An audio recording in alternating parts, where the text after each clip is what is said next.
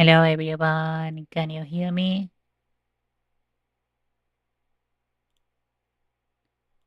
Uh, Hold on.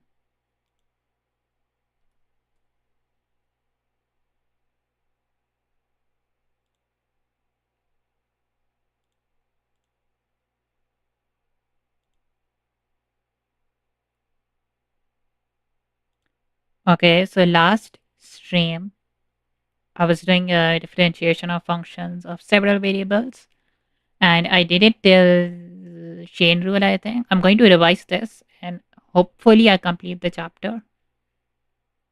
At least that's what I'm trying to do. Okay, let's just do one exercise to remember how to do the chain rule thing.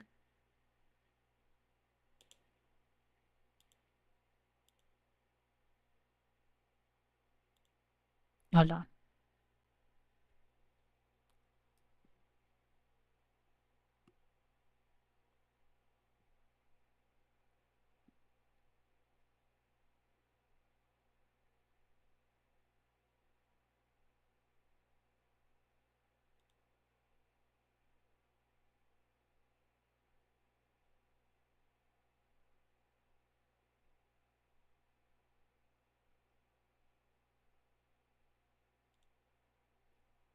Okay,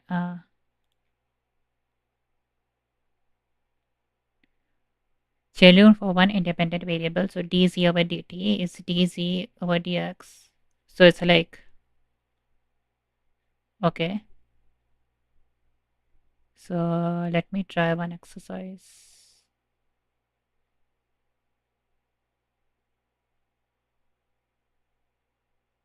Let's try this one. Oops, not this. What was the shortkey for taking a picture?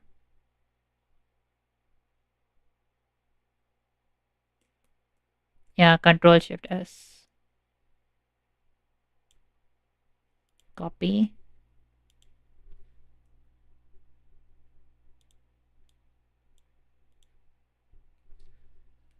Okay, what is this? Example 4.72.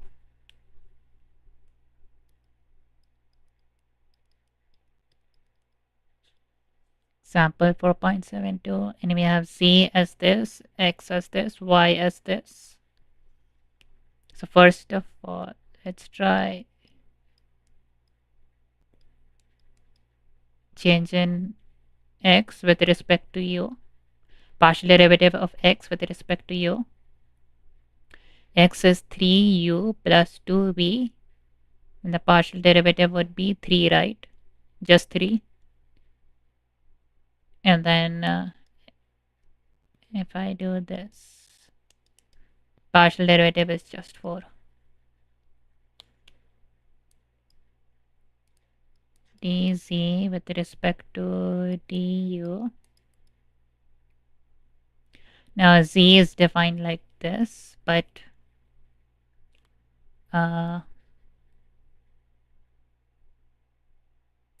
we add them, right? So d, so if we have this and we want to do with respect to du, we first do the x part, maybe. No, I think we should expand this.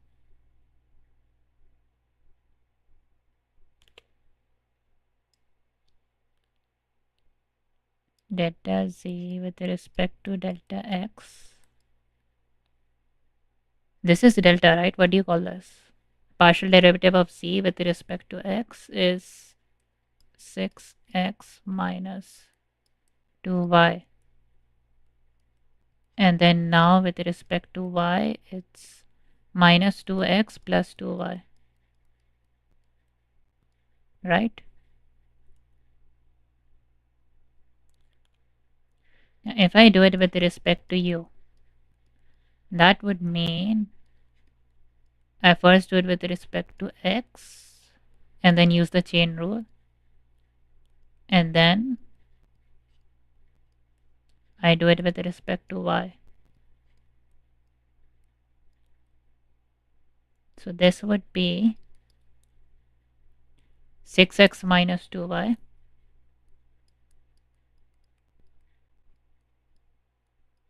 times it by 3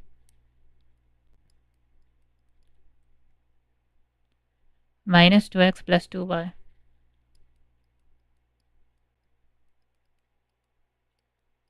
And I'm guessing for you. For you.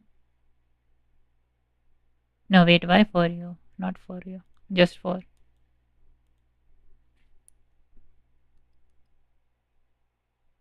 6 times 3 is 18. 6. 4 times 2 is 8x plus 8y. 10x plus 2y. Should I write it in terms of u? So x, I should expand x. 3u plus 2v. Then it's 30u plus 20v. And then y is 4u minus v. So 8u minus 2v. 38 and 18. Let's see. 38u plus 18v. Okay, this is correct. That's the main part, right?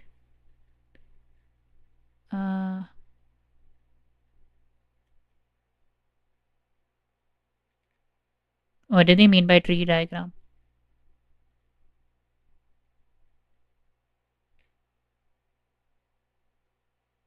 So if it's with respect to x, and this here is with respect to y,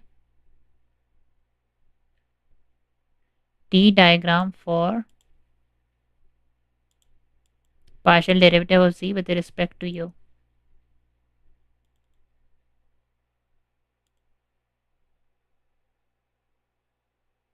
Partial derivative of z with respect to x times partial derivative of x with respect to u.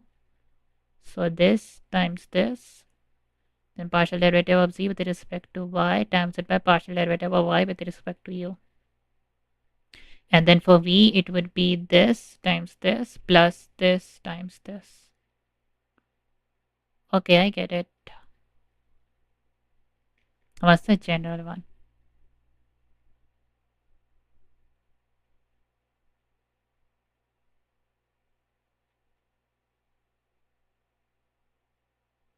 Let w be f of x1, x2 all the way till xm. For each I 1 to m, let xi be equal to xi. It's basically a function xi t1, t2 all the way till tn be a differentiable function of n independent variables. Then this entire thing with respect to a single t is partial derivative of w with respect to x1 times partial derivative of x1 with respect to that t, then plus it with same thing with other x's. Partial derivative of w with respect to x2 times partial derivative of x2 with respect to that t.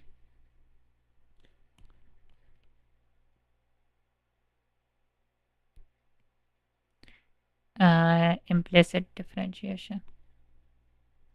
Suppose the function z is equal to f of xy defines y implicitly as a function of y is equal to g of x via the equation f of xy is equal to 0. Then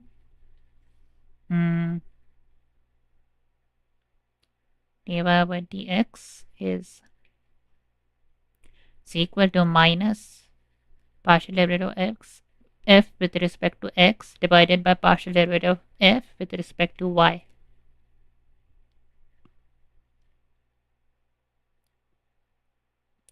And then partial derivative of z with respect to x is equal to minus partial derivative of f with respect to x divided by partial derivative of f with respect to z. Okay, let me try this one.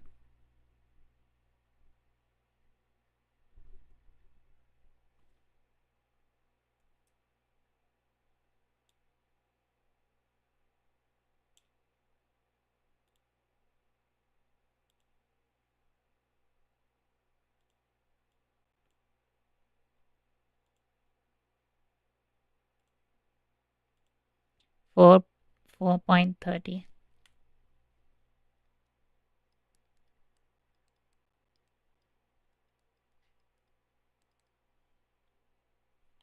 Calculate partial derivative z with respect to u using the following functions.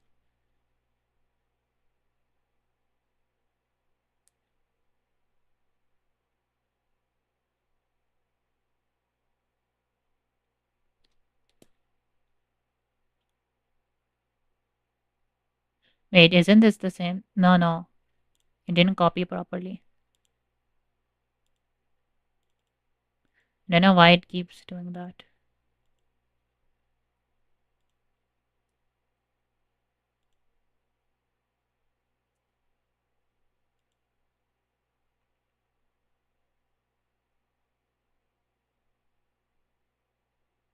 So calculate dy over dx. If y is defined implicitly as a function of x, y, the equation is what is the equation of a tangent line to the graph of this curve at point 2, 1.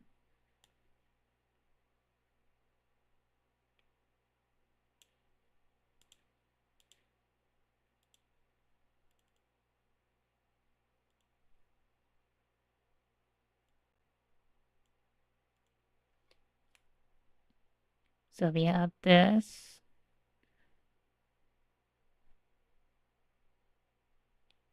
Okay, so let's derivate this with respect to x.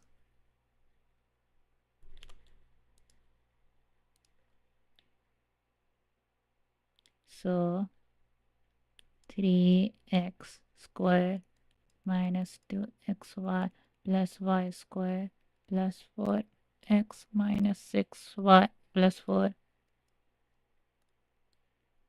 minus 6y minus 11, 0. Now we derive with respect to x. So 6x minus 2y. No, wait, hold on.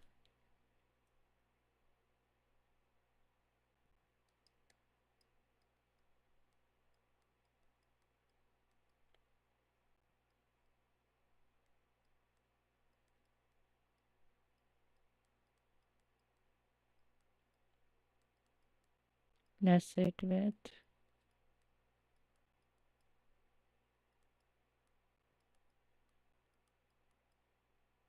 4x.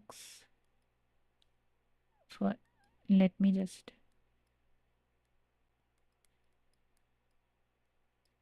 and then derivative with respect to 0 is 0. So this is 6x minus 2. Derivative of the first times the second plus the first times the derivative of the second.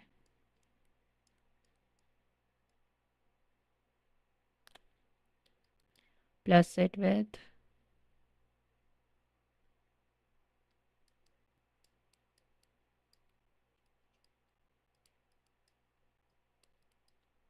and then 4 minus 6 dy over dx.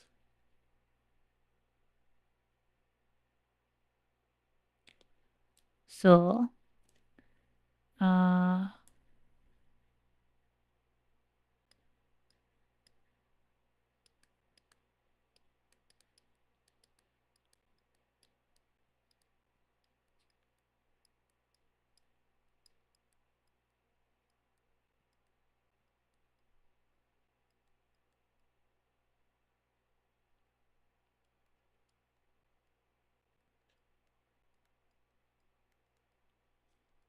I'll put minus 4 here. Minus 6x and plus 2y.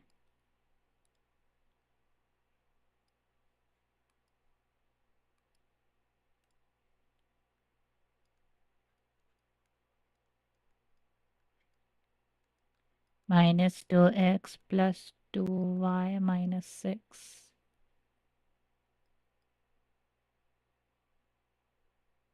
Let's subtract both sides by -1. So we have 4 plus 6x minus 2y. And then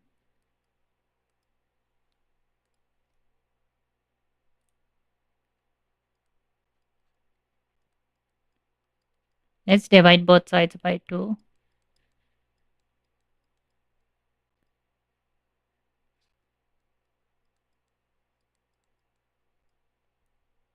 Is this correct? Now we substitute 2 and 1.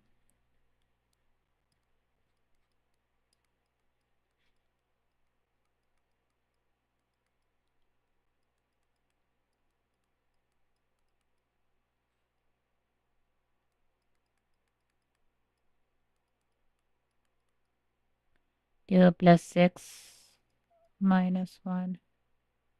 2 minus 1, 1 plus 3, 4. 6 plus 2 is 8 minus 1, 7 over 4.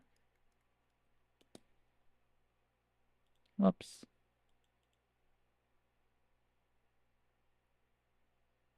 I didn't use partial derivatives here.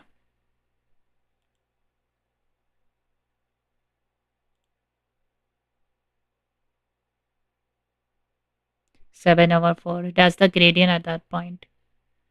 What is the equation of the tangent line to the graph of this curve at point 2, 1? So y is equal to mx plus c. 1 is equal to 7 over 4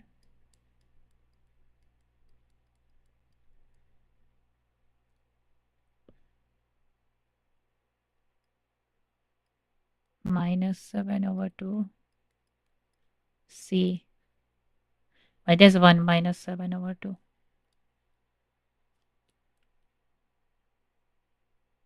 Minus 2.5.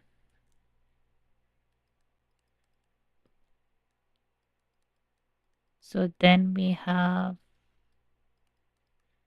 this, right? Yeah.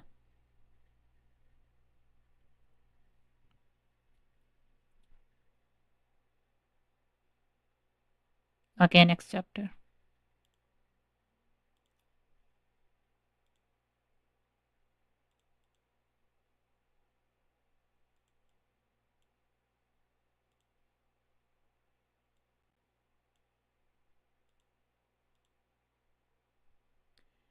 Directional derivatives and the gradient.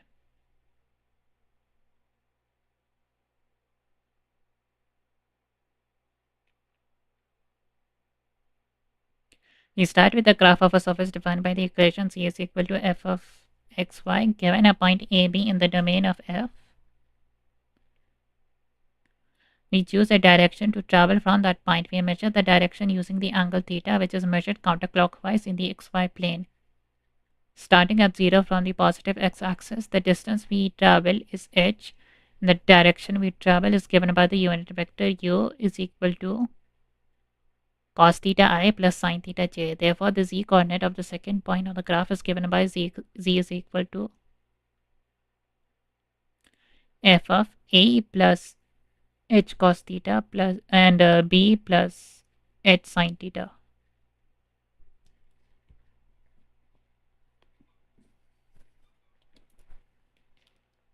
Hold on. Why is z defined like this?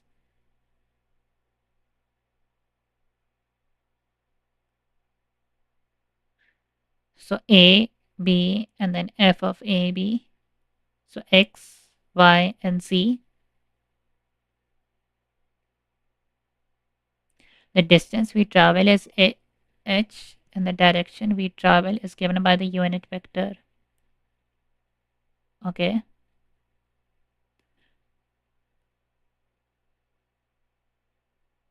We'll just start here. The travel in this direction, right? The distance is h, so this line would be, the length of this line would be h.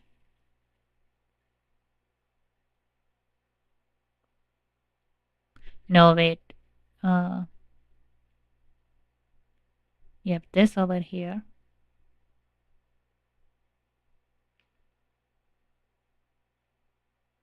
The direction and then the distance.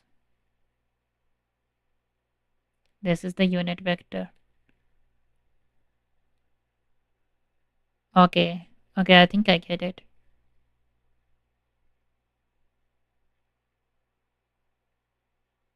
So we start with a, b, f of a, b, but we travel a distance of h. Let's say the length of this vector is h. Now the new length is a plus h this direction, h times this direction. Then b plus h times sine theta. You can calculate the slope of the secant line by dividing the difference in z values by the length of the line segment connecting the 2 points in the domain. The length of the line segment is h, therefore the slope of the secant line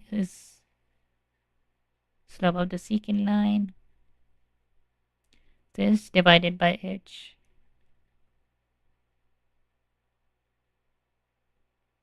Okay, so the distance we traveled, our initial point minus the new point, right? No, new point minus the initial point.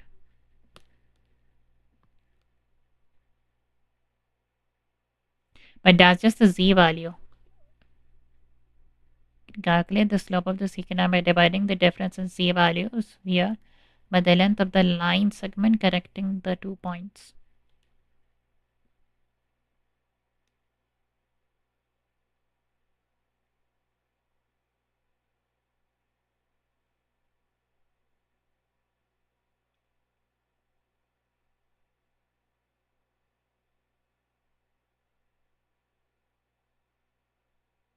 To find the slope of the tangent line in the same direction, we take the limit as h approaches 0. I don't understand this. So we're calculating the difference. Z is the output, right? And if we have x, y, old distance, new distance, f of x1, f of x2, the secant line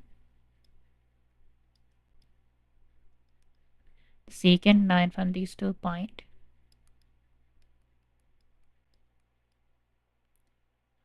Secant line is defined as the difference in difference in y divided by the difference in x, right? But how do you define the secant line?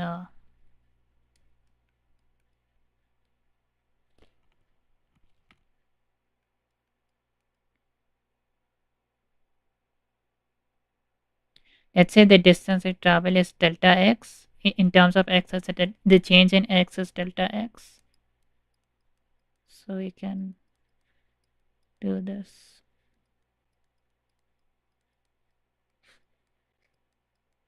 But what I don't understand is how is it defined in 3D graphs? Is it like difference in c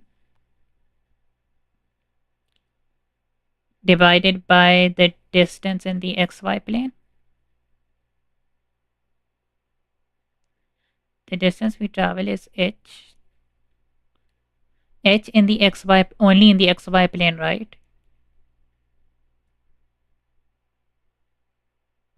The distance we travel is h, and the distance we travel is given by the direction we travel is given by the unit vector cos theta I plus cos theta sine theta j.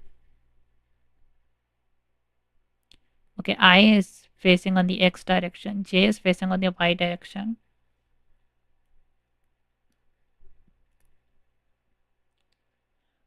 So how much of I and j is determined by cos theta and sine theta? The z coordinate of the second point on the graph is given by this.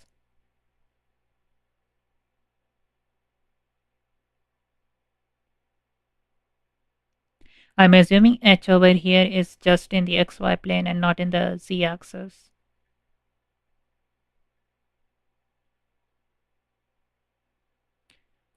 Suppose z is equal to f of xy is a function of two variables with a domain of t. Let a be in a set of t and define u is equal to cos theta I plus sine theta j. Then the directional derivative of f in the direction of u is given by, so d u f of ab is this. Okay, so the 2 point, and we are decreasing the distance between the 2 point.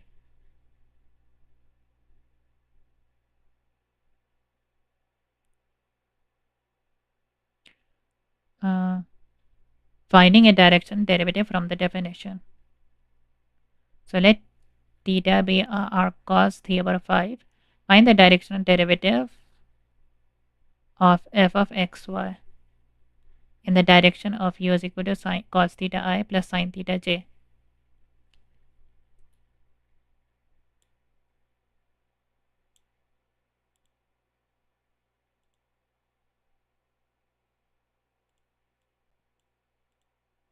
Example 4.31.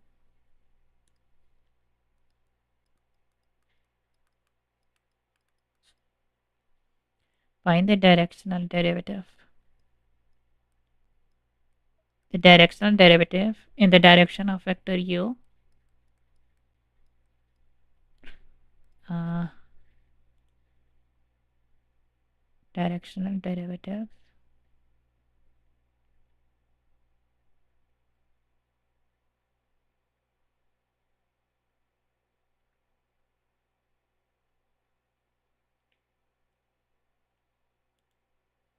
hold on, it's supposed to be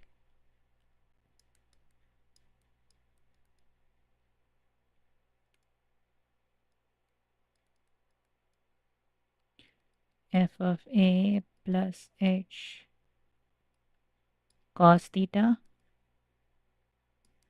b plus h sin theta minus f of ab, and then h over here goes to 0.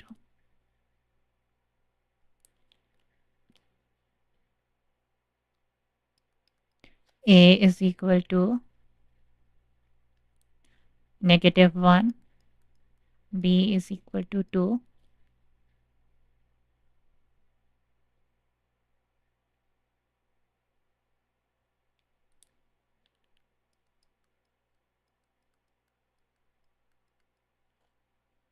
f of ab is -1 squared, which is 1, minus x is -1.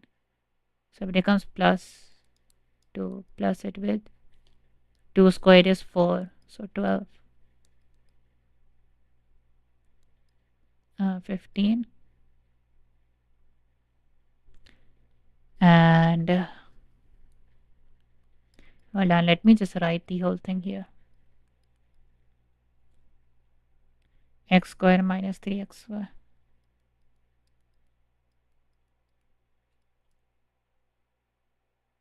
Not minus 3xy.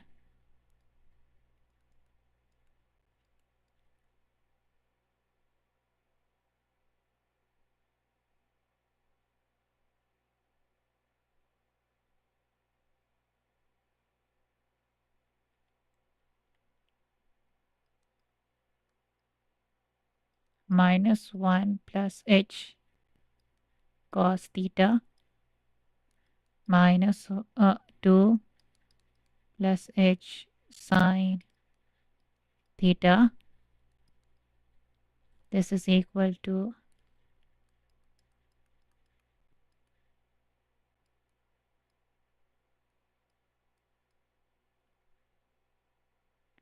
squared minus 1.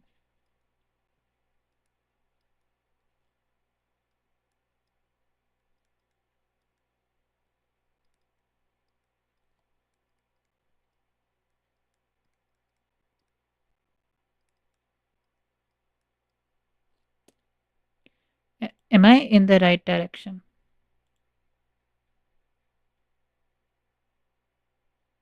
Okay, that's what it seems like.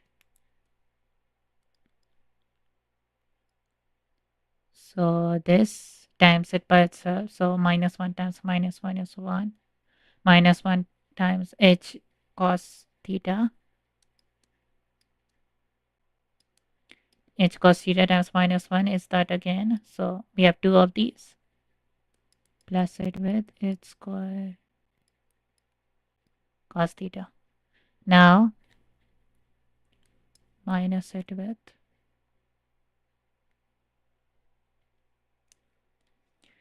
minus 2 and then minus H sine theta plus 2H cos theta plus H square cos theta sine theta.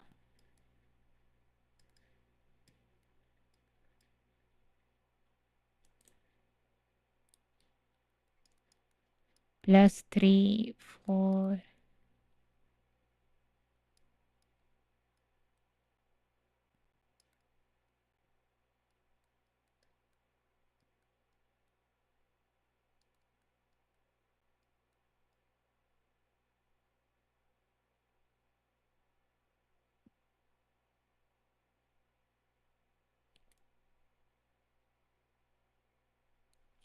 12.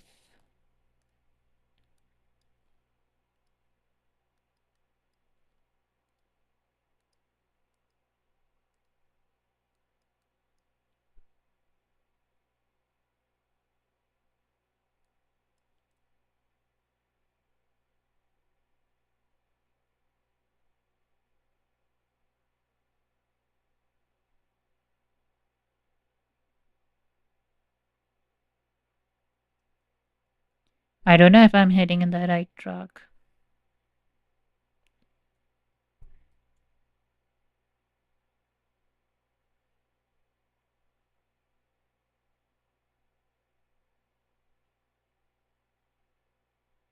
So this and this cancel out.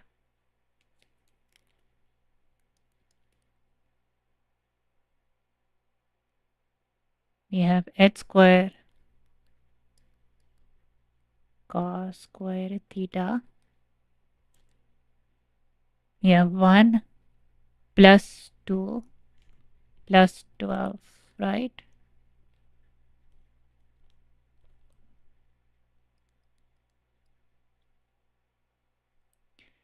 And then this plus this,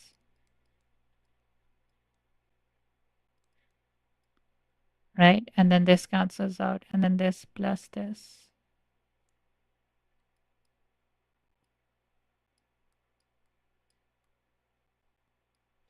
And now I can take out sine square as well.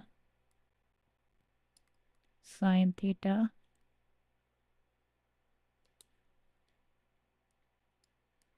3 sine theta plus cos theta.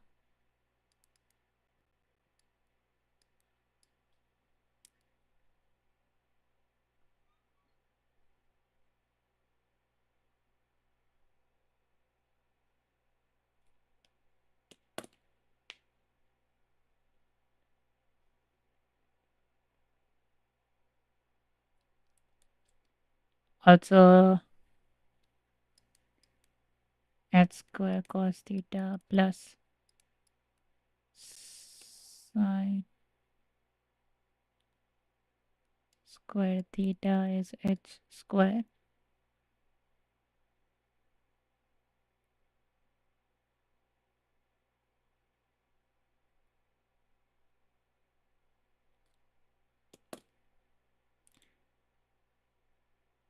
Hold on. So they did not evaluate the y part. Oh no, they did. They just didn't substitute in AB.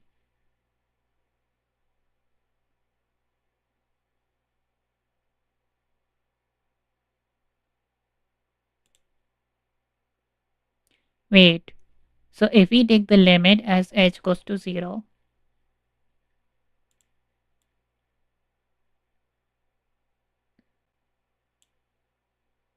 we would be left with just 12, right? Because all of these terms go to 0.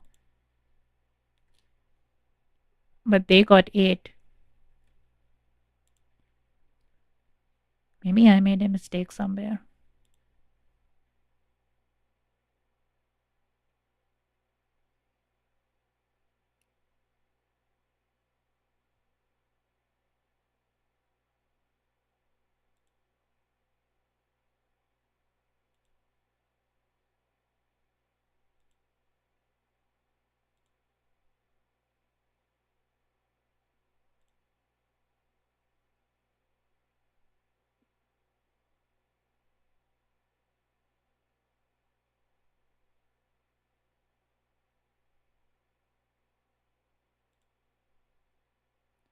So x is -1, y is 2.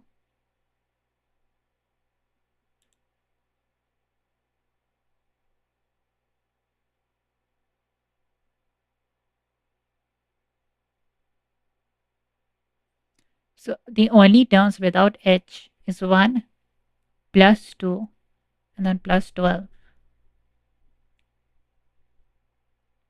So how do they end up with 8?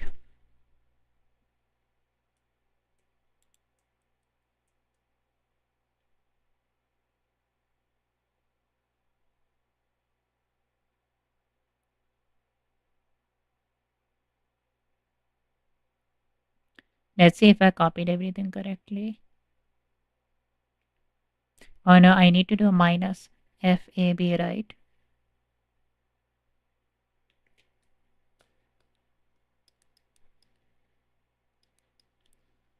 Minus 1 plus h cos theta.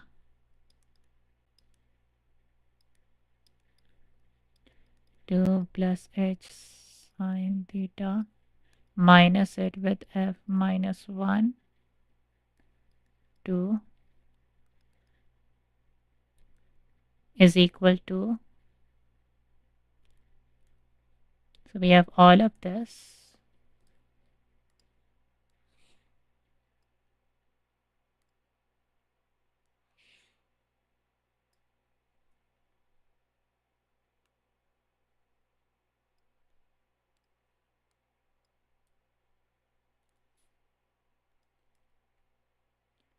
And what's the evaluation? 15.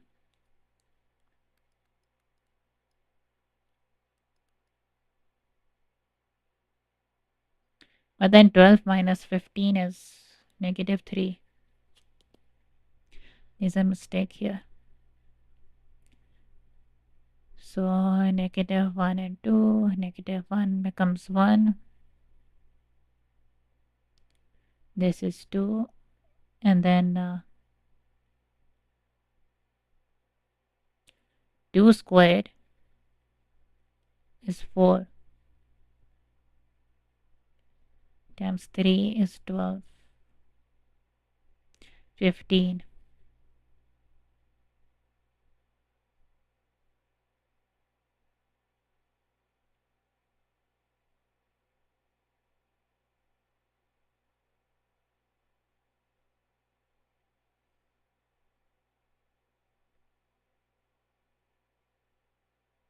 Now how did I end up at 12 anyways?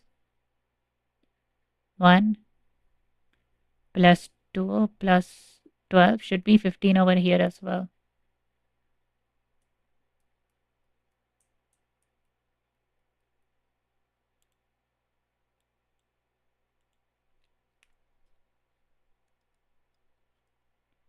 $15.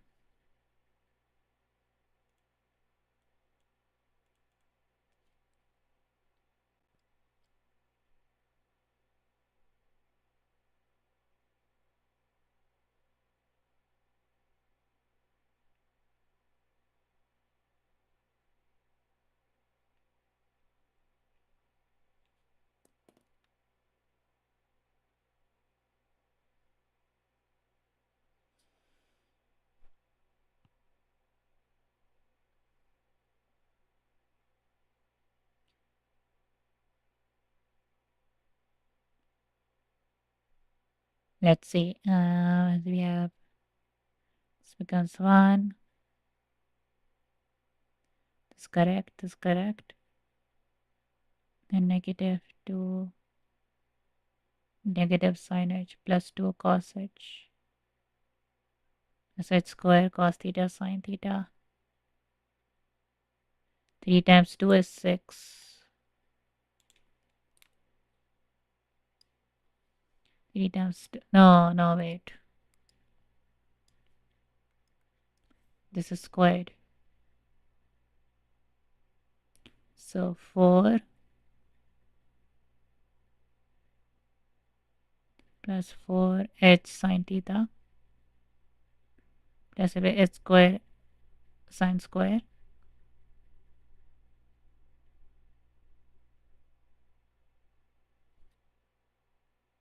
And then we multiply 3. So we end up with this.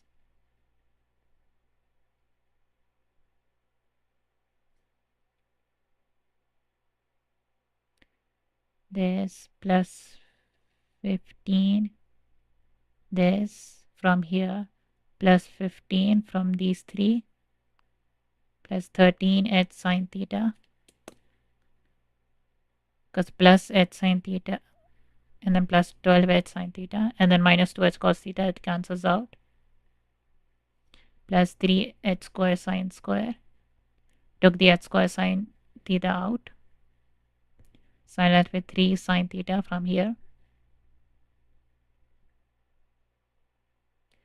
and h square, okay.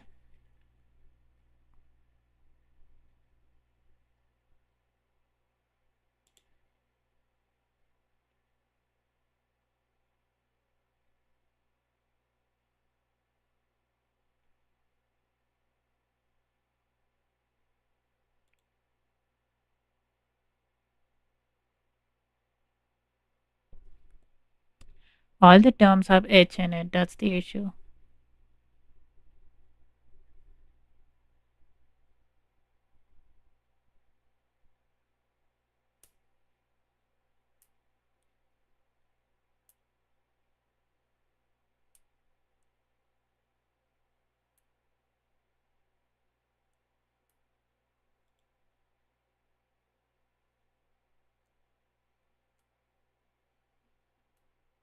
So cos theta is 3 over 5, sine theta is 4 over 5.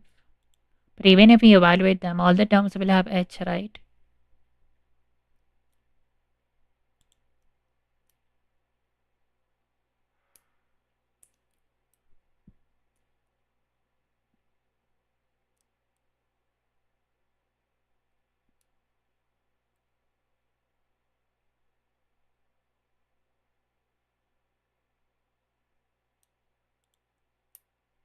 No, wait, hold on.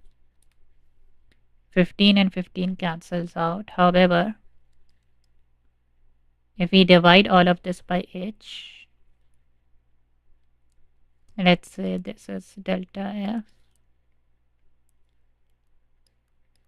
Delta f divided by h would give us cos theta plus 13 sine theta plus h sine theta 3 sine theta plus cos theta. Now 13 sine theta is the only one without h. Sine theta is 4 over 5. We saw the answer. Therefore, 13 sine theta is 13 times 4 over 5.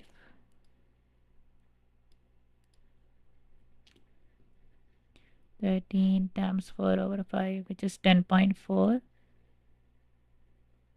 But they got 8.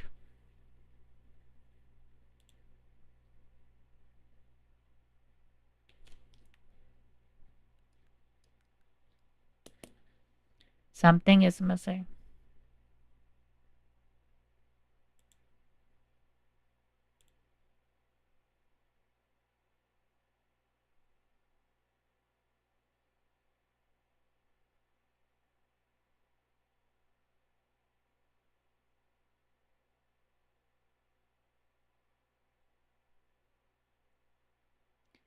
Let me see what's the issue here.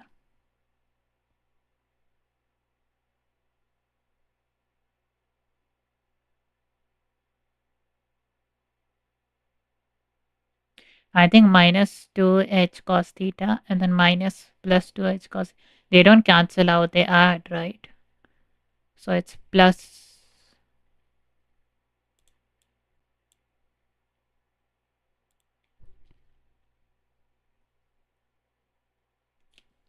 This is plus cos theta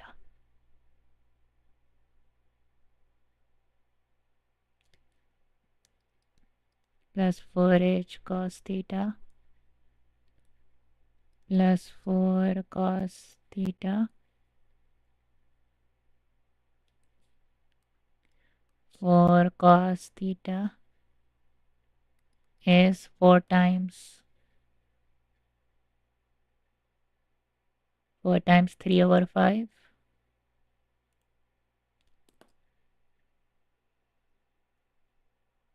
is 2.4.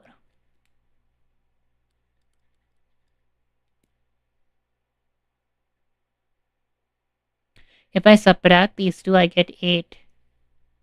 But I'm not subtracting them, I'm adding them.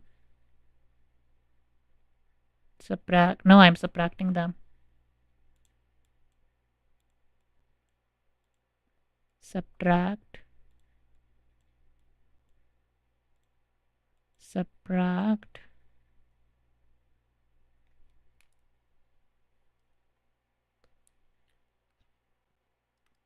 Limit as h goes to 0 of delta f over h.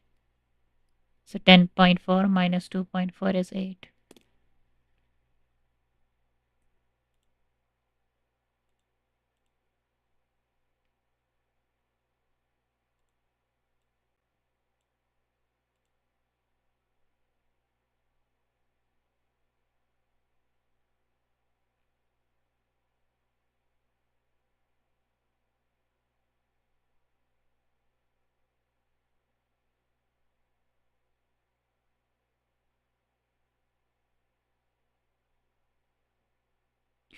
The right hand side of equation 4.37 is equal to the partial derivative of f with respect to x times cos theta plus partial derivative of y with respect to partial derivative of f with respect to y sine theta,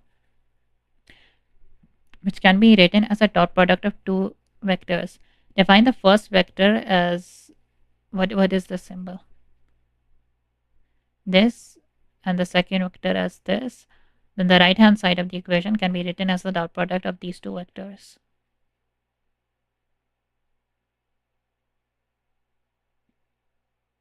So del f,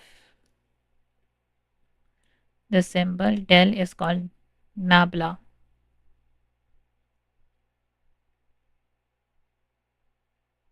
Or now let me see their answer.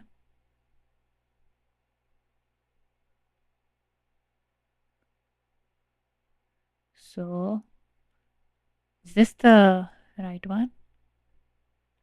No, it was this, right?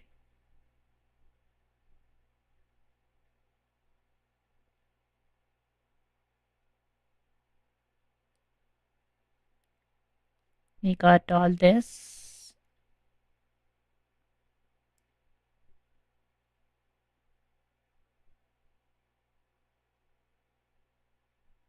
Direction derivative of a function of two variables.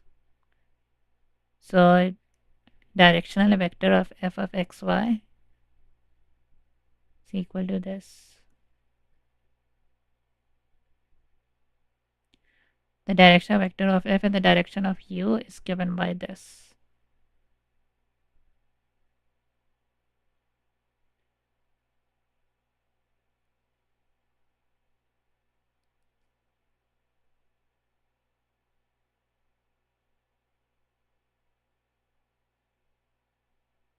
So this is like the gradient in terms of vector, right? Du gives a vector. Is that right?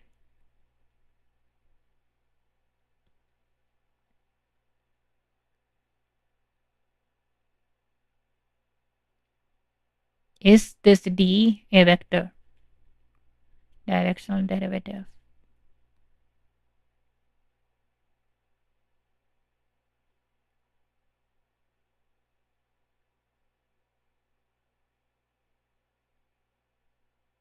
Okay, let's try their method. So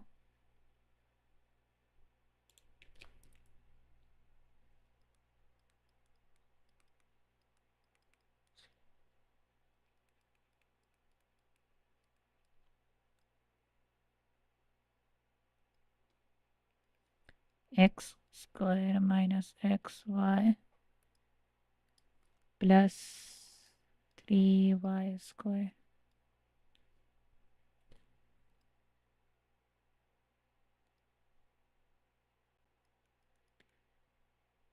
cos theta I sin theta j. So then it's like this, right?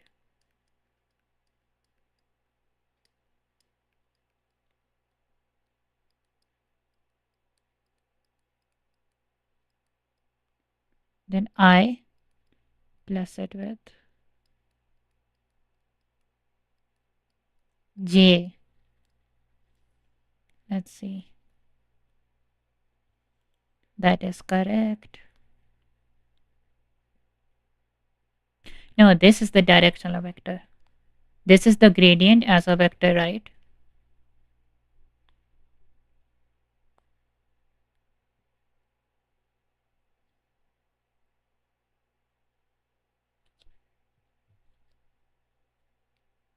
So then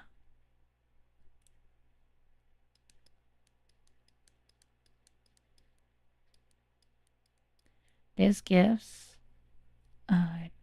2x minus y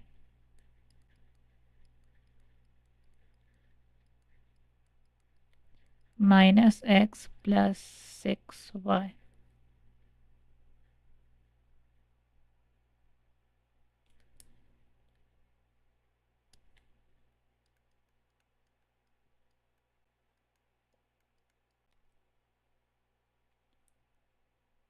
Um,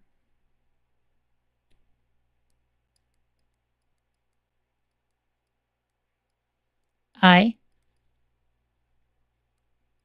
6y minus x j. Now dot product with u.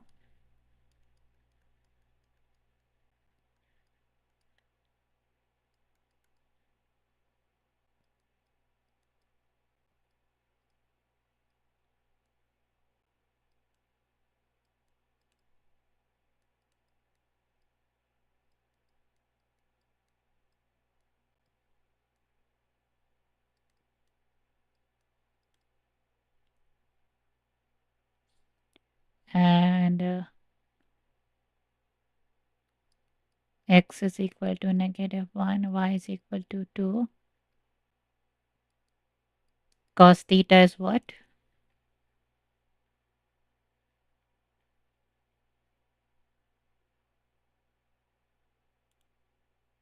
3/5.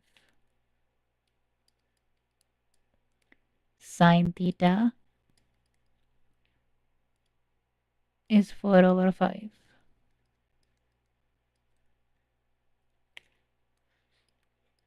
So then this is 2 minus 2 minus 2 3/5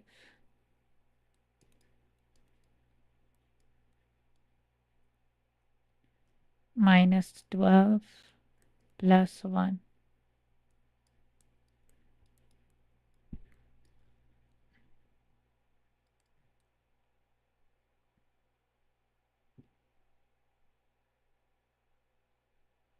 The direction of it, I'm still confused by this.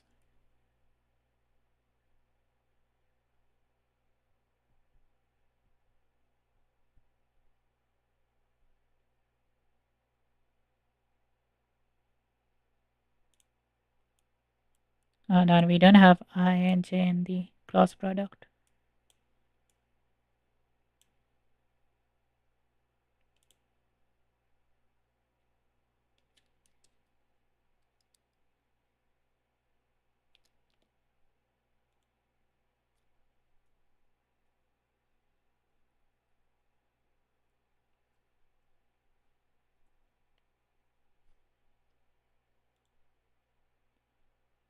Minus 11.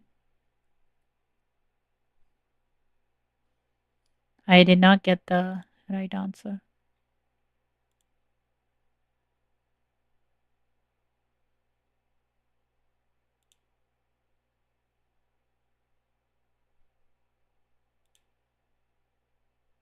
Minus x plus 6y. Okay, these two are correct. 3 over 5 and 4 over 5.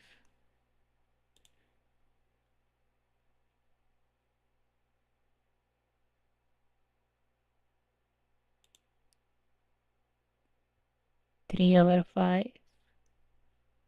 minus 2 minus this becomes plus. So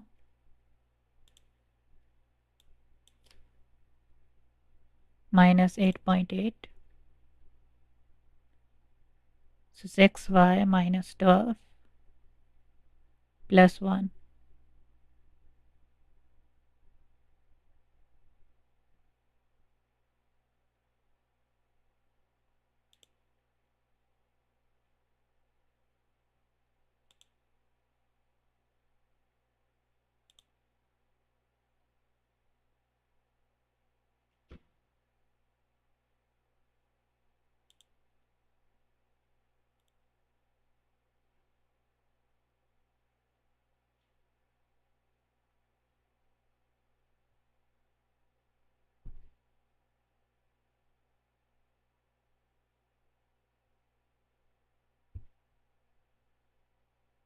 4x plus 5.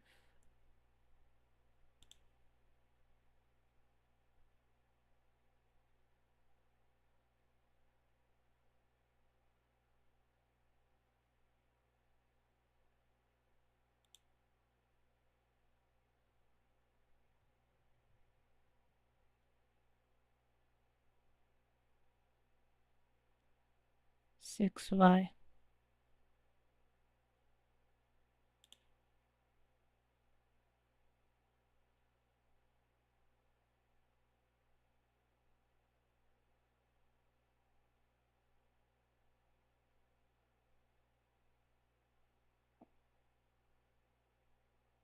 How are they getting 8? Okay, so let's see what's wrong. First, it's 3 over 5.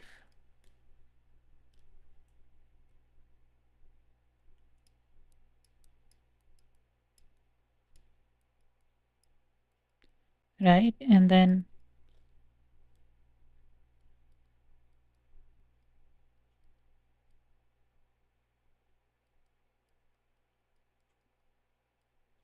like that.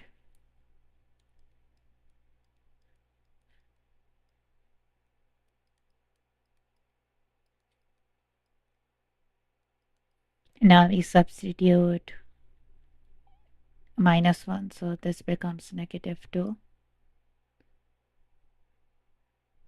Wait a minute. Now it's supposed to be positive 2, right? Made a mistake here. Now let's try. So minus 2 minus 2 again.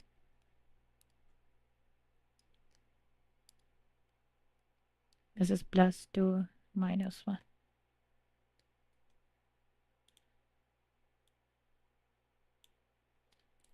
Now let's see. But then 3 is 12 over 5. 13, 4 over 5. 13 times 4 over 5 minus 12 over 5 is 8.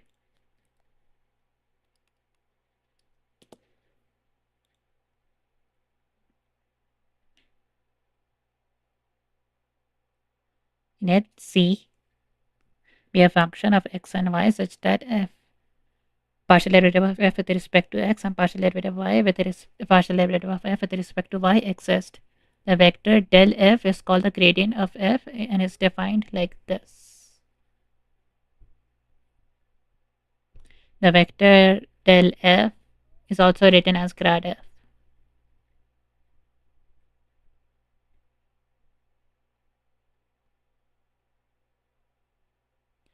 If the vector that is given for the direction of the derivative is not a unit vector, then it is also necessary to divide by the norm of the vector. For example, if we wish to find the direction derivative of a function in example 4.32 in the direction of vector minus 5 and 12, we will first divide by its magnitude to get u.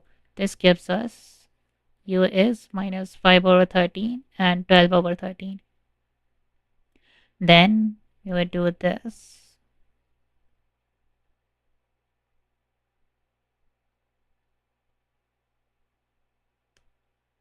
Find the gradient of each of the following functions. Didn't we already do this? Didn't we already do a? 2x minus y minus x plus 6y.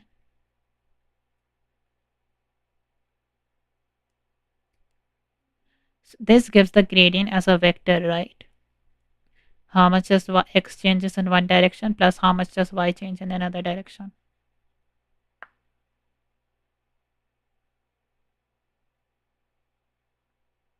Why are we taking the dot product of u?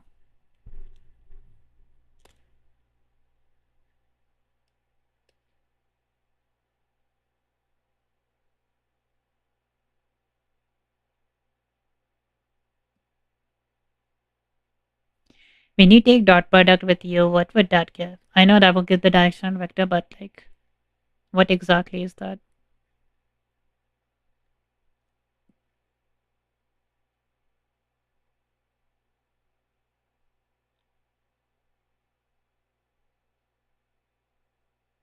Okay, let's try this.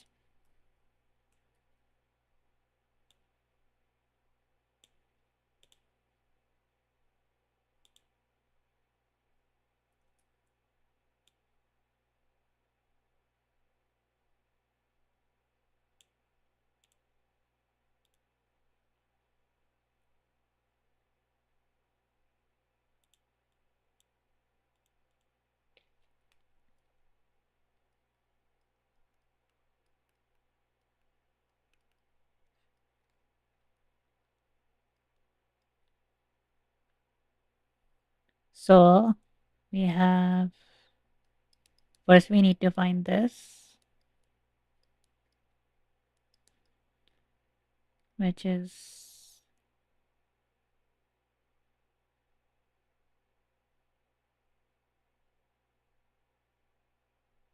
don't we use dot product over here?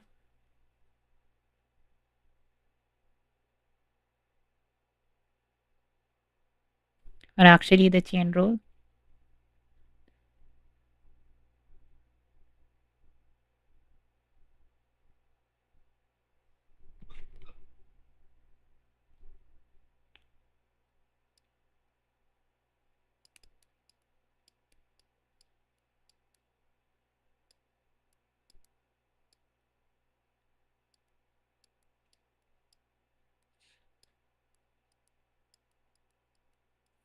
Like that.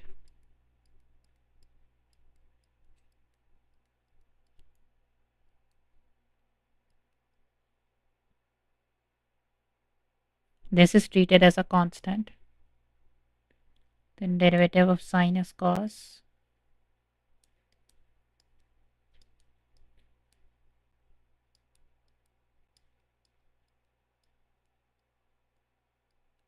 And this will be just 3.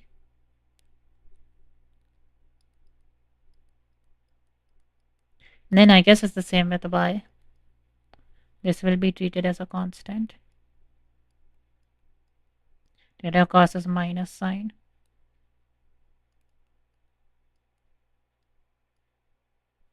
And then we have 3y.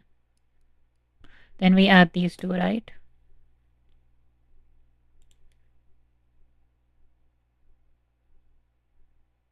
No, we don't add them. Just this in the I direction minus this in the j direction.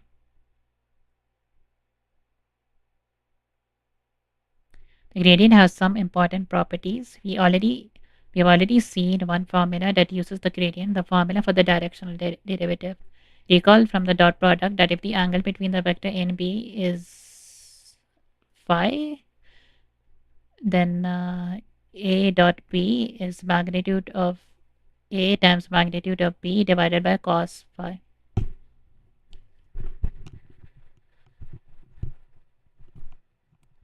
Therefore, if the angle between this and U is phi, we have this is equal to,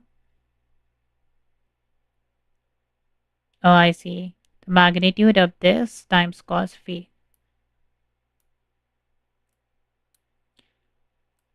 U is a unit vector, so this will disappear. The directional derivative is equal to the magnitude of the gradient evaluated at x naught, y naught, multiplied by cos phi.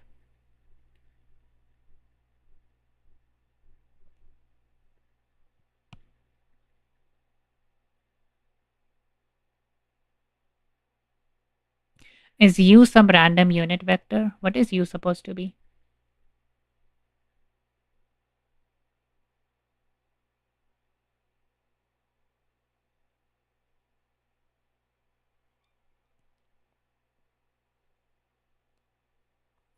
Hold on.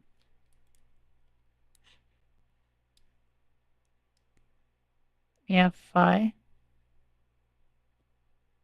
We have magnitude of A, magnitude of B.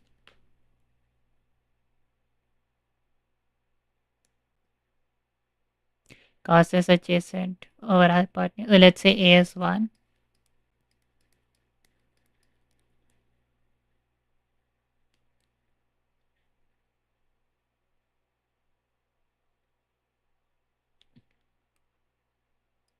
Cos phi, cos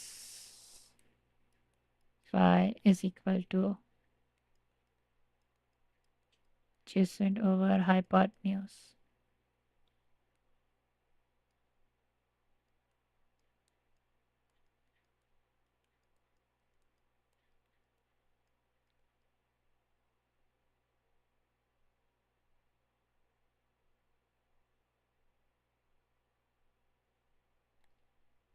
So if this is the directional, if this is the gradient is pointing at one direction. You do that times cos theta.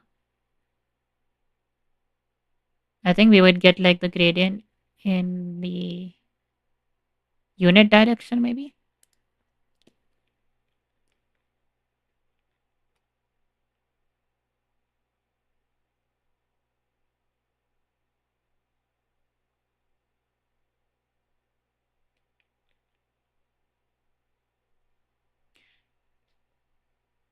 The distance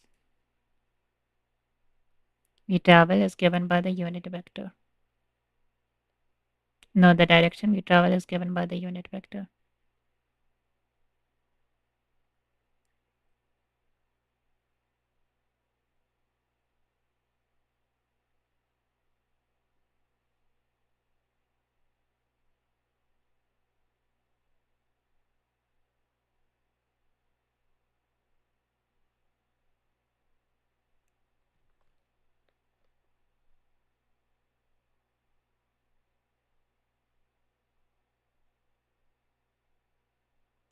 Okay, so what the direction uh, derivative is when we travel a distance of h in the xy plane in the direction of u, the instantaneous change in position would be du, right? No, if you're going in the direction of u, the instantaneous change in position would be du, right? That is the directional derivative.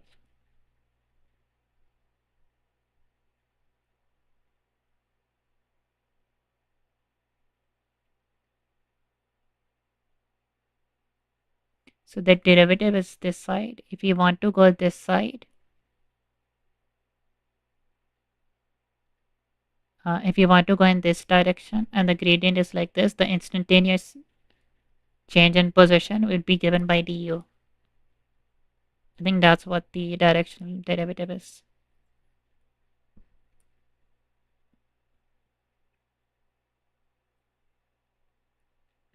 and is given by the dot product of these two.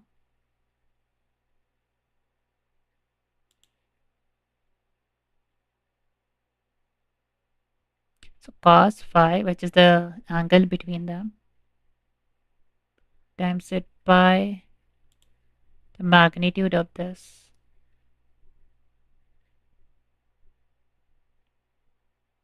gives the directional derivative, gives the this.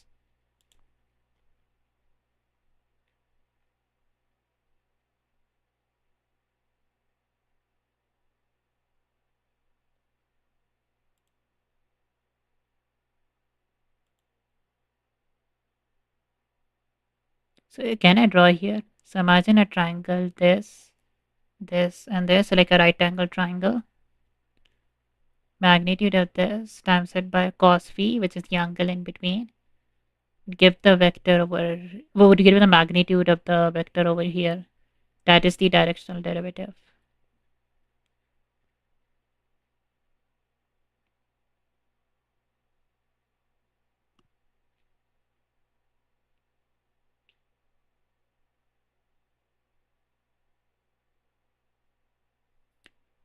And what is gradient? No, when they say gradient, they're referring to directional derivative. So if the gradient is right, when they say gradient of f is defined as this. Okay, gradient is 0, then the directional derivative is 0.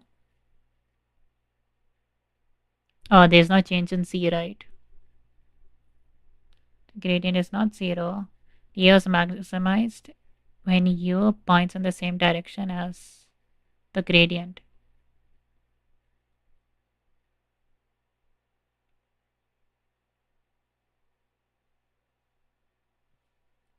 Maybe cos phi is 1 at that point.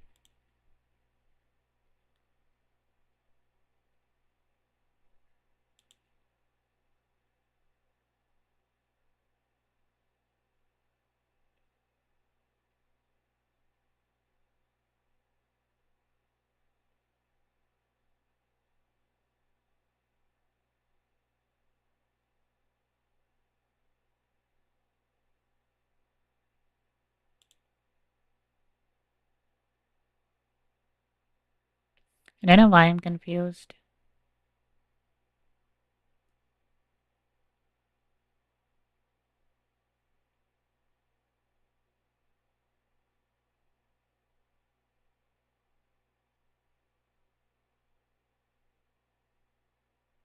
No, wait. This is the gradient. A. So, gradient times cos theta, cos phi would give the magnitude of b, and the magnitude of b is the directional derivative.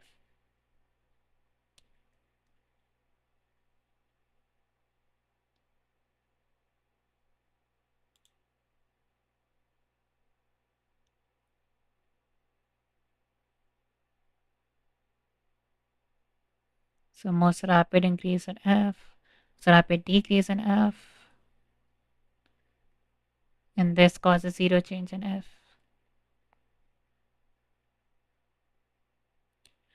Finding a maximum direction derivative. That is where u points in the same direction.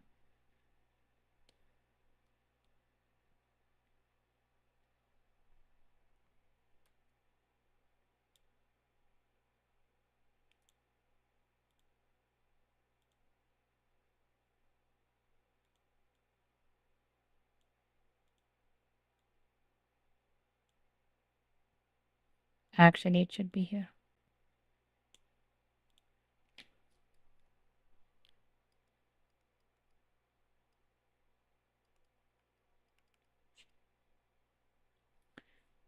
So we have, okay, let's try to find the partial derivative with respect to x. 6x minus 4y, then 0. And then let's find the partial derivative with respect to y. Minus 4x plus 4y.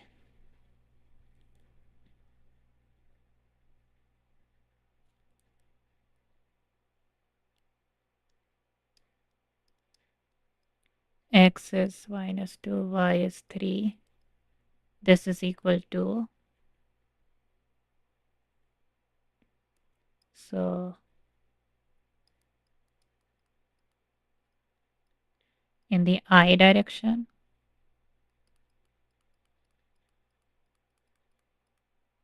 this in the j direction, negative 2. So this is negative 12, negative 12 again.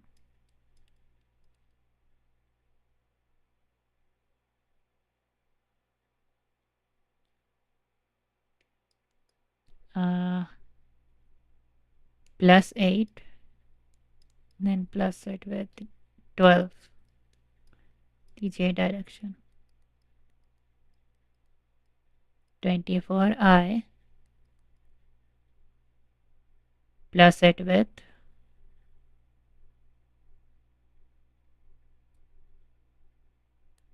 20j.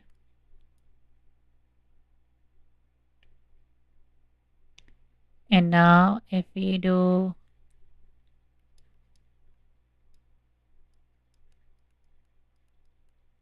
this,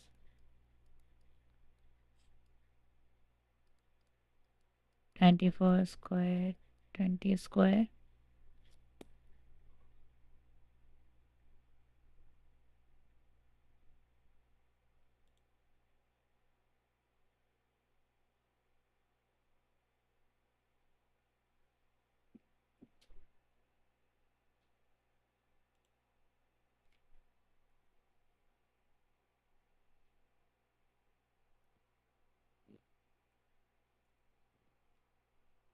31.24.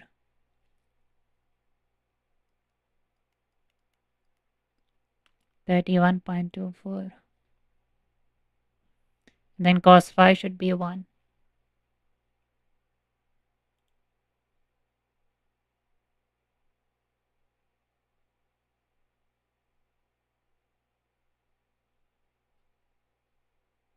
Okay, we got this. Isn't this the final answer?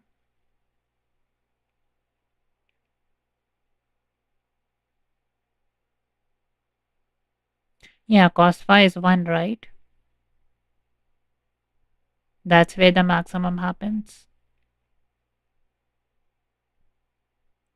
Yeah, the maximum value for this is the... What is the maximum value? For which? What is the maximum value? Find the direction for which the direction derivative is a maximum.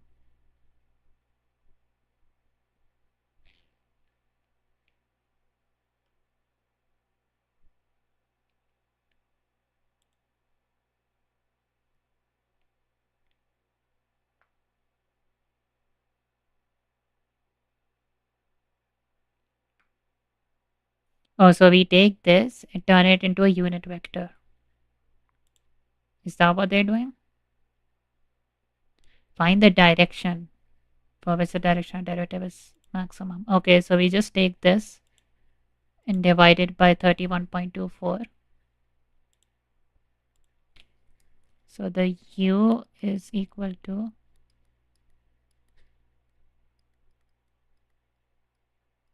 I plus it with 31.24 j.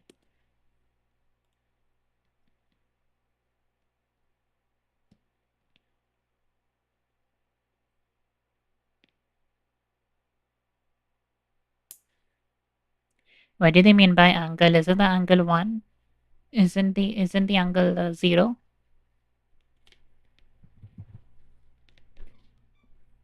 Or they mean the angle in terms of I and j?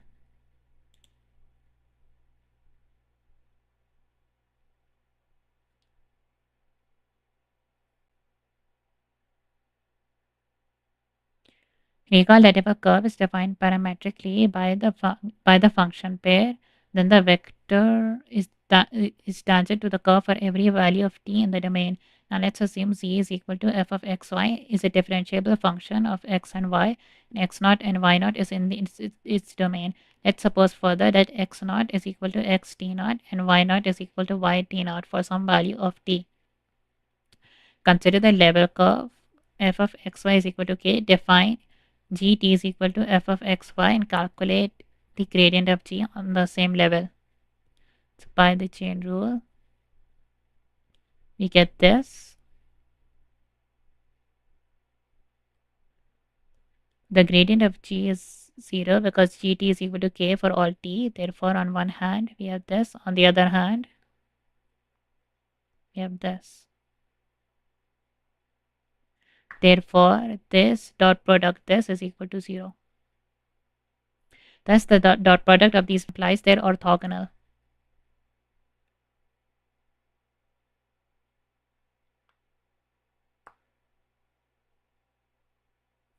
However, the second vector's gradient must be normal to the level curve, which gives rise to the following theorem. Suppose the function z is equal to f of xy as continuous first order partial derivatives in open disk centered at a point x naught and y naught. If the gradient is not 0, then the gradient is normal to the level curve of f at x naught, y naught.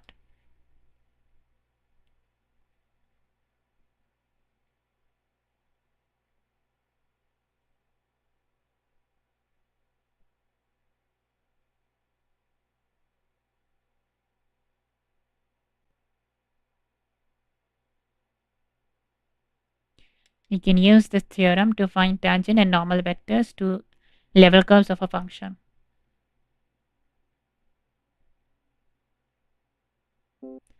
Now let's assume z is a differentiable function of x and y. X naught, y naught is in its domain.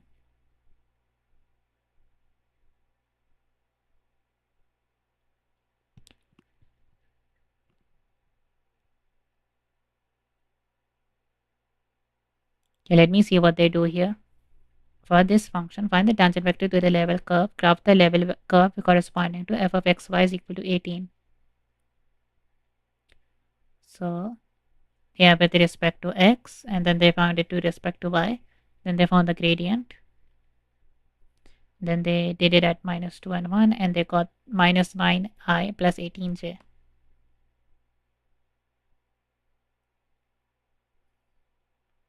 This vector is orthogonal to the curve at point minus 2, 1.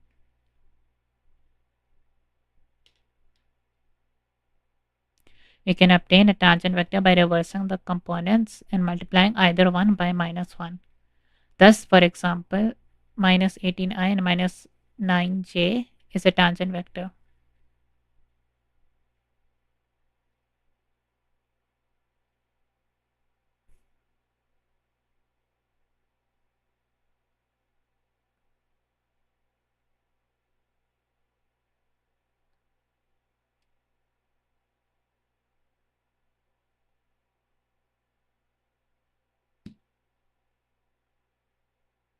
Wait, I don't understand. I thought the gradient gives the tangent. Because it's like change in x plus change in y, right?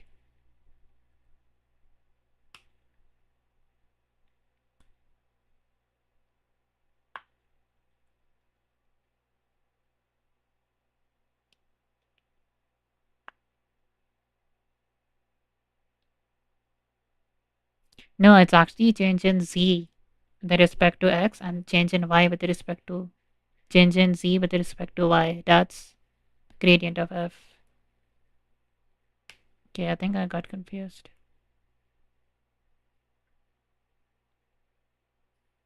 This and the tangent vector. Gradient is normal to the level curve. So the gradient gives the normal vector to this. Level curve is where where the z is constant, right? Like you're slicing at one z value. The curve you get, that's the level curve. So you have tangent vector in the level curve,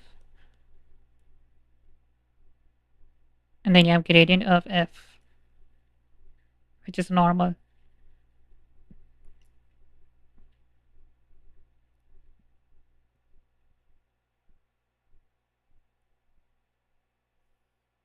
Okay, I need more practice with this.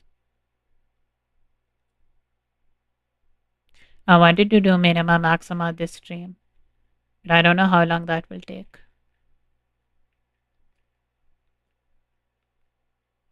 How long is the chapter after this? Should I leave it to the next stream?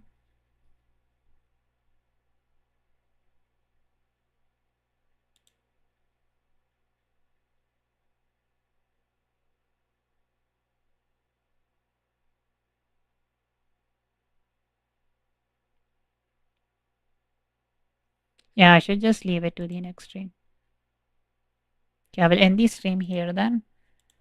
That one chapter took, I only did one chapter this stream, and it took a lot more than expected. And I think it's the exercises. And yes, I will just end the stream here, and then yeah, next uh, stream I will just continue and try to complete this chapter. Anyways, see you guys next time. Bye.